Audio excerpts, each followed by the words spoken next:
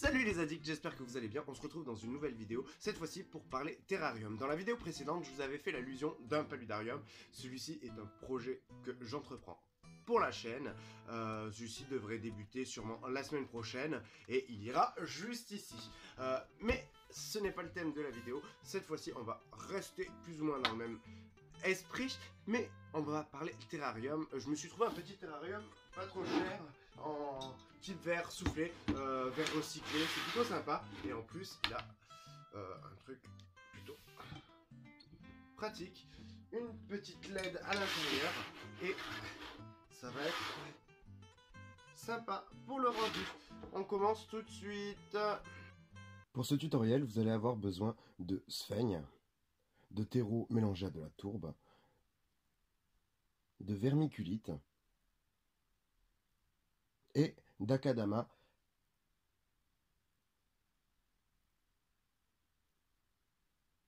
On va commencer par dégrossir la sphaigne en petits morceaux.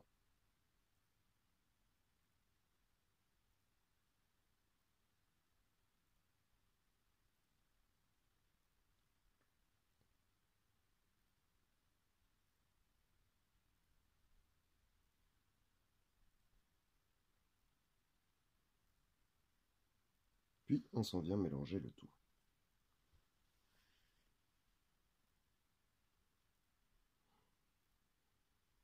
Nous aurons également besoin de billes d'argile, ainsi que d'un terrarium et de quelques plantes tropicales de sous-bois.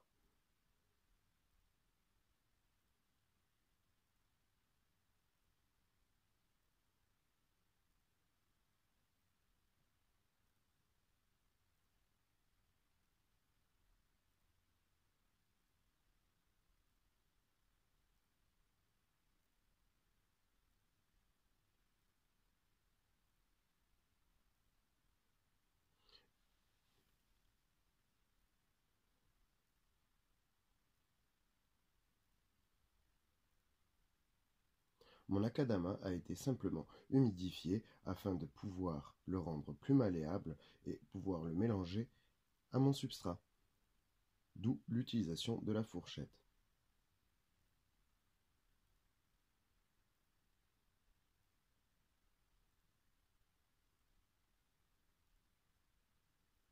Maintenant, nous allons déposer les billes de drainage. Ces billes d'argile serviront à drainer le fond de notre terrarium et éviter le surplus d'eau dans le substrat.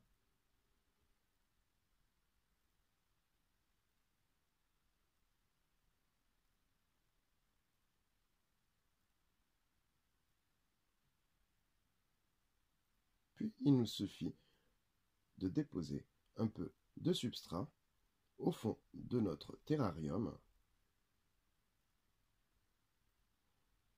en petite quantité. Nous viendrons combler au besoin au fur et à mesure de la plantation. Mais n'hésitez pas quand même à mettre une bonne couche.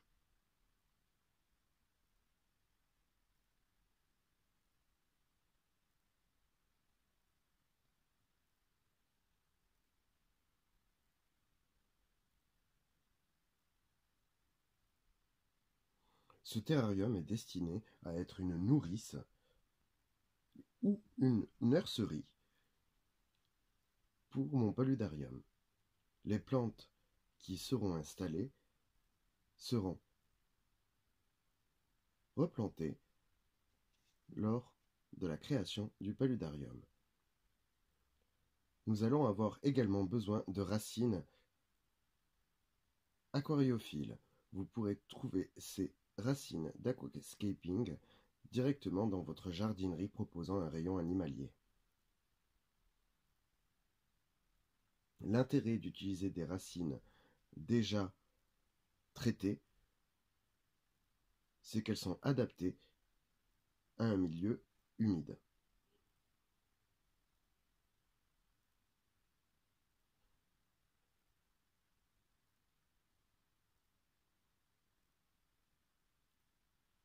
Ici, je vous présente un petit Epipernum pictus que je vais monter sur racine en épiphyte.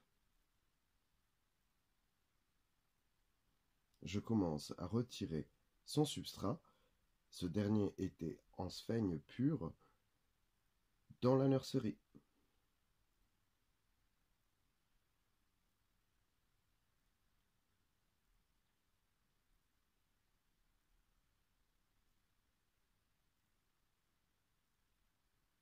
Pour ce faire, je vais avoir besoin de sphaigne,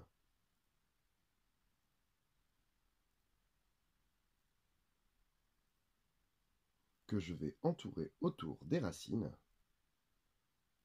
Nul besoin de grande quantité, étant donné que ce dernier va être pulvérisé régulièrement afin d'avoir l'humidité nécessaire à son développement.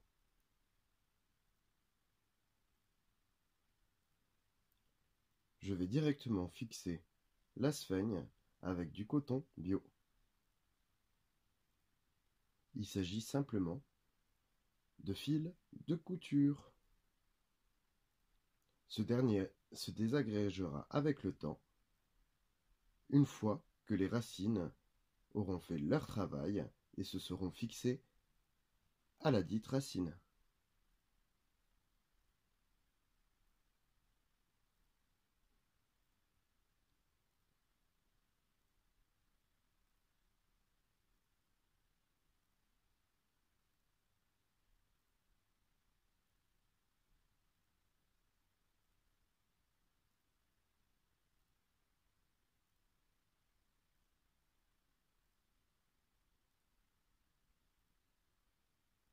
On tourne, on tourne, on tourne, on tourne. On fait en sorte que la sphaigne soit bien maintenue. Au besoin, vous pouvez rajouter un peu de sphaigne si vous trouvez qu'il n'y en a pas assez.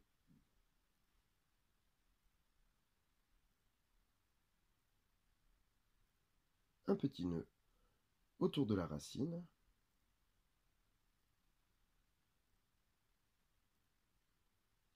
Puis un deuxième.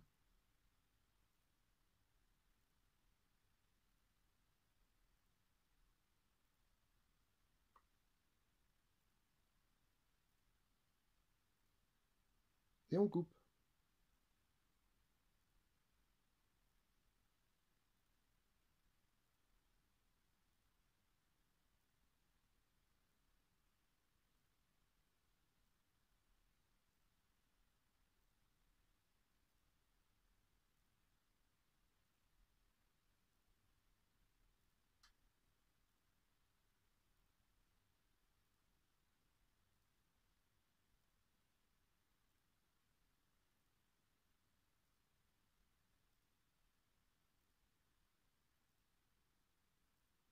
Ici, nous sommes sur une Monstera adansoni.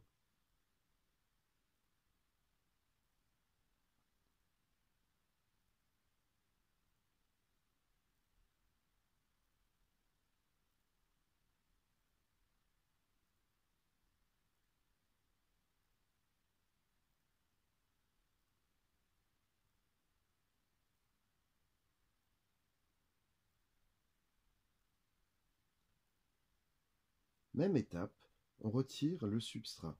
Celui-ci était maintenu également dans de la sphaigne dans la nurserie.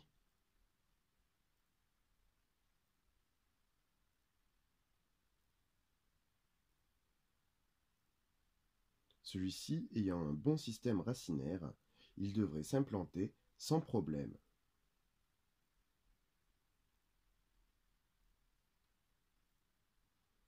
Pour celui-ci, je n'utilise pas de fil de couture, je vais simplement entortiller les racines autour de celle-ci. Pensez à ne pas retirer la totalité du substrat si vous l'aviez dans de la sphaigne, afin de ne pas avoir à en rajouter.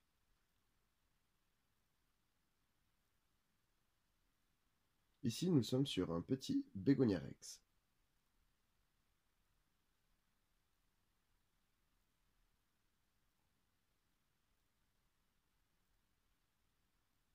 n'hésitez pas à regarder en bas à droite, le nom s'affiche.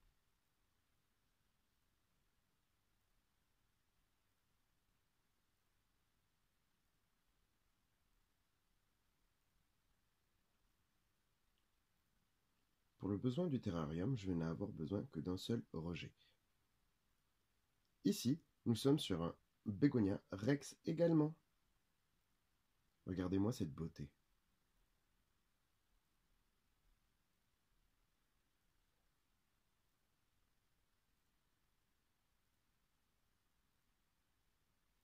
Ici, nous sommes sur un petit bulbe d'Alocasia swingray.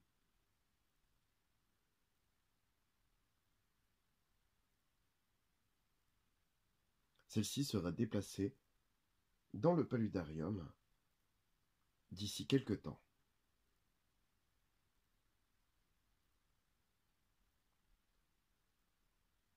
Le but étant une reprise des racines.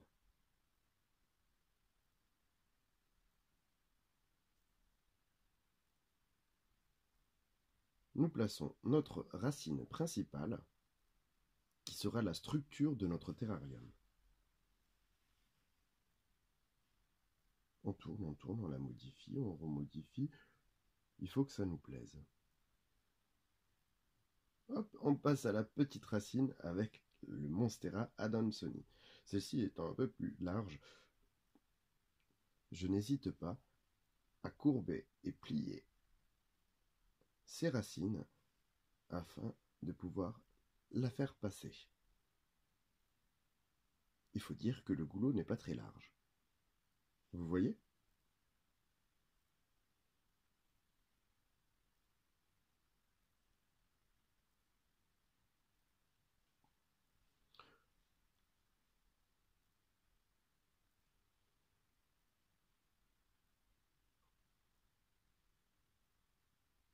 Pour l'étape suivante, vous pourrez employer des pinces d'aquascaping assez longues, ce qui vous permettra d'avoir une accessibilité dans le terrarium.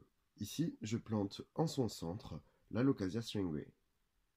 Celle-ci aura besoin de se développer et donc sera à même de remonter jusqu'au goulot, du moins jusqu'au bouchon.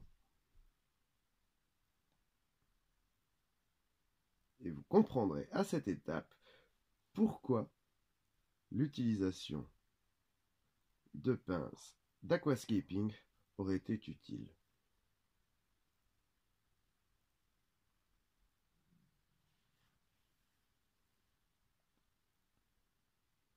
Ici, je passe au deuxième bégonia, un de chaque côté. Ces derniers seront déplacés, non pas dans le paludarium, mais dans la bégo room.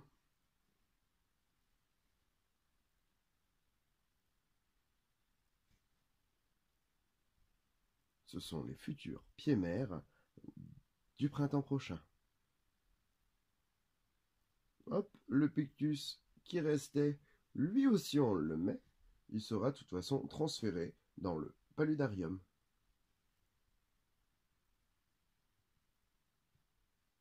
Ce qui est chouette avec ce système de nursery, c'est de reproduire les éléments de leur biotope et pouvoir les transférer quand ces derniers sont de belle taille. Ici, nous sommes sur une petite Peperonia et un Chlorophytum comosum variegata.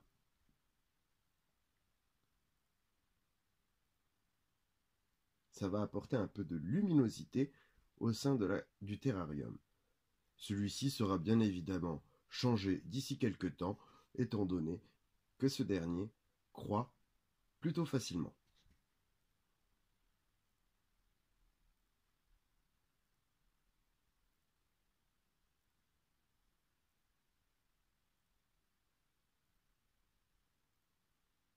Le petit Peperomia dans un coin.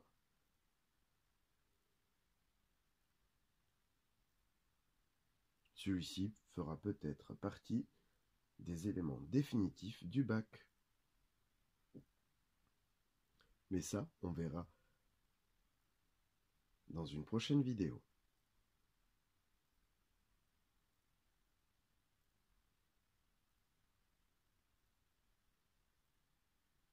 Ce sera donc l'occasion de refaire tout le terrain.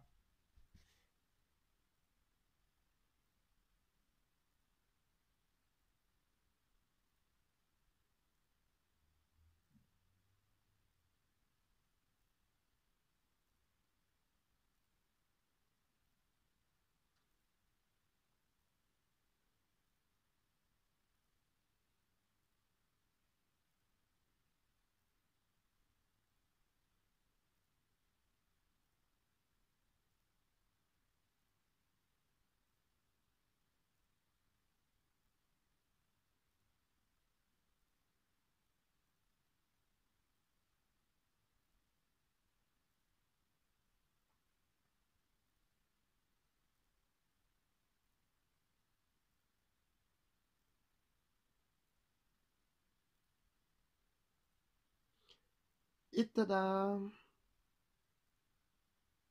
Il suffit juste d'humidifier à l'aide d'un pulvérisateur.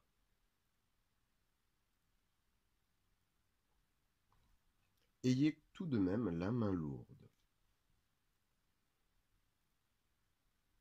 afin d'imbiber les billes d'argile.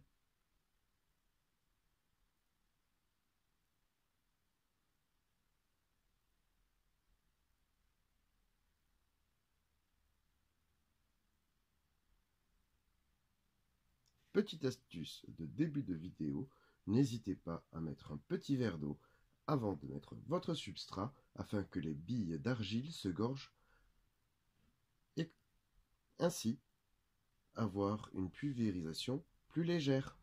Hop, on rebouche le tout, on allume la lumière.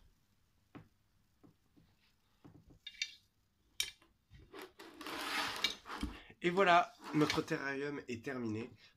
J'espère que cette petite vidéo vous a plu. On se retrouve la semaine prochaine pour une nouvelle vidéo et je vous dis à bientôt.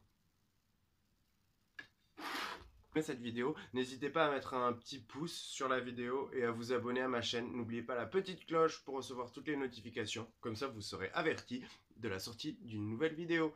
Salut!